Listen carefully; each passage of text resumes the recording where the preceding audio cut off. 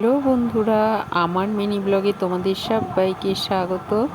তো চলছে cake unboxing.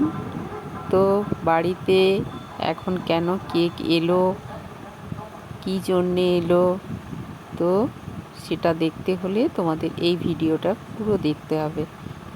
তো নাম লেখা আছে, দেখতেই পারছো কার নাম লেখা আছে, তাহলে আর সন্দেহ নেই, শঙ্কা নেই কার জন্য কেক এসেছে।